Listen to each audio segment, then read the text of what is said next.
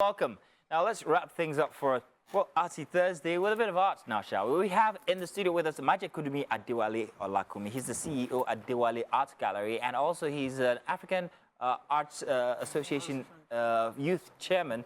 You are welcome, Majekodunmi. Good to have you here. Thank you, sir. I love your red suit. I don't know if you're leaving with it. How tall are you? No problem, sir. I don't mind. Eh. It's not a problem. You guys heard him. Good to have you here, man. Thank you, sir. First off, AFRAA, let's first of all define that. You are the youth ambassador of the Africa's Arts Association. Yes, sir.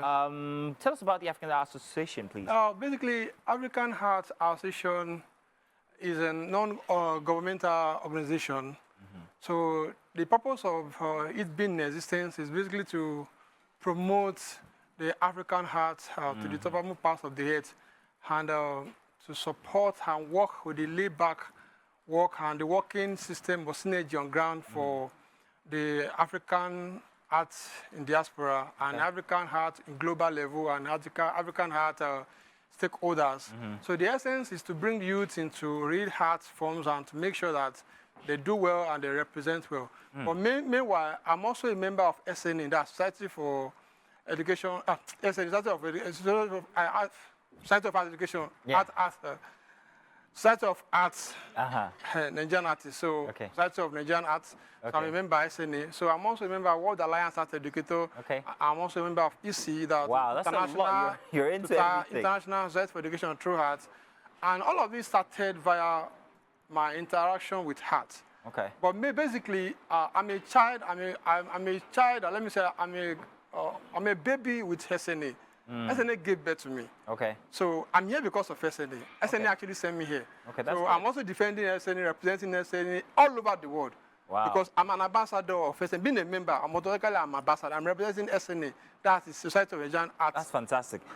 So I'm coming, sir. So as it were, as I'm an indigenous of Nigeria and as a Nigerian artist, anywhere I find myself, that's what I represent Nigeria. That's good. So that I've gone far to the level I am today in the art industry, I'm representing the Society of Nigerian Artists. That's how the chairman asked me to be here today. Fantastic. Well, good. That's a lot. Thank you, sir. That's grand. And I can see that you also came with a few of your pieces, so we're going to be talking about them in just about a bit. Representing all of these people, I'm wondering what advantage it brings to you as a person. I can imagine the advantage it brings to the organizations, but as an artist yourself, how much spotlight does that point on you and your work? How much spotlight do you get from representing all of these bodies? Well, all of these associations that I mentioned, basically they are international bodies. And so there are some other ones I don't want to mention because of I'm not too, I don't want to mention, I want to mention the little much which I will mention. Their exposure gives me a lot of joy and satisfaction. But does it give you financial satisfaction? And as a result of being a member of this and that I mentioned, I get commission job from them. That's nice. That's good. So Society for Nigerian Artists, SNA, I've gotten a commission job via being a member of SNA. So if you're an artist out there and you're not a member of SNA, I encourage you to join. If you're in Nigeria and some other bodies outside, just join because there's benefits that comes in as a result of being a member of international bodies. Adewale, let's talk about your art. You have a couple of them here, well, not just a couple, more than just a couple of them here with us, and I can see that you have a very unique kind of expression. Thank you, sir. Let me put it that way. I'm going to start with the one that we have on the open space here. Now, this is a very beautiful artwork. I can tell a few what do you call structures from inside of this. I know there's a man in there somewhere, but you tell us, or you define what this is. What is it called, and what's the inspiration behind it? Well, I'm always been excited whenever I'm being asked to talk about my heart. Basically, I can tell. Sir? I can tell. Heart, sir? Well, you're very excited. But tell us about this. Okay, fine, that's good. Basically, the title of this is called More Than a Child. And also called New World. There's two words combined together. The key word is New World. The title is New World. You can see like a young face. You can see like an old face. You can see like a profile of a face. You can see a symbol of love. You can see some that look like an image of a baby in the womb. I can see the baby in the womb. You can see some other things like the lines and the colors, the use of color, all of those means different things. And the reason why I use all of those are because all of the lines that are used there basically mean something. Love has a color. Happiness has a color. Newness has a color. And the colors I have there, they are the colors that talked about the real thing that I'm talking about here. That kind of art, and most of your art, is subject to interpretation as well. Like I I'm can giving you. see, yeah, you've given me your interpretation. Okay. I can also see that I perhaps have another interpretation using the lines and the colors and all the items inside of that work.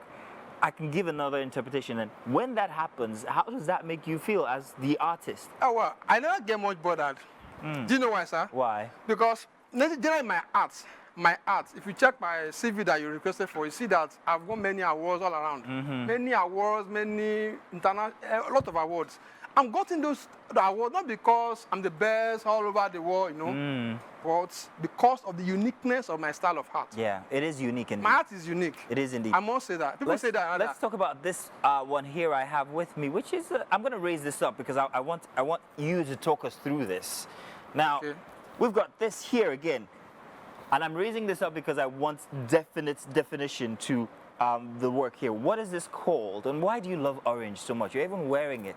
It's a sign of happiness. Happiness, huh? Sign of new hope. All right, talk to us about this then. Well, this you have the tattoo is called Reface. Reface. Yes. Okay. Reface. In here you have orange, you have yellow, you have lighter yellow, you have pink. All of these colors are purposely chosen deliberately, intentionally. Yeah. And you have the face of something that look like human being. Where is it? Same way that look like this is ear, this is ear, this is an eyeball, this is nose, this is mouth. I see it. Looks like a face of human being. Same way it looks like the face of a gorilla. I see it now. Do you see that? Yes, I do see So it. some people act on attitude, they're normal, they are animals. But I don't know. The Bible even make us understand that some I don't want to quote. I don't I preach. get it. I get it. I'm not But preaching. this is color on cardboard. Am I Yes, correct? yes. Watercolor? Ye- Is it watercolor? Acrylic on cardboard. Acrylic on The mattress is acrylic on cardboard. That is acrylic on cardboard. This one, Love Life, is also a Let's pastel. talk about Love the Life. pastel. on Love Life. Now, cardboard Love paper. Life is more direct. I can see the heart love, symbol, the love symbol on there, but that's crayon.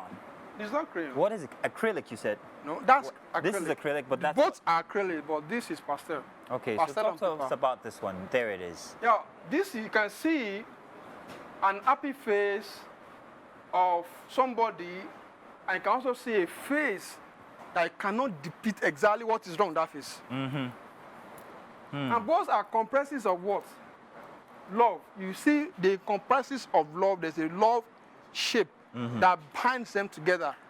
You know, in marriage, I'm married anyway. So I'm happily married. I love my wife, I love my family, I love everybody around me. But I did this work while I was going through a particular issue in Phase my your marriage. life, yeah. And that really brought me to understanding why I am married. I'm married for a purpose, not because people going to get married, I want to have a husband, I want to have a wife, I want to have children. No, I got married for a purpose. I used to have a man of God who should be my very key man in my life.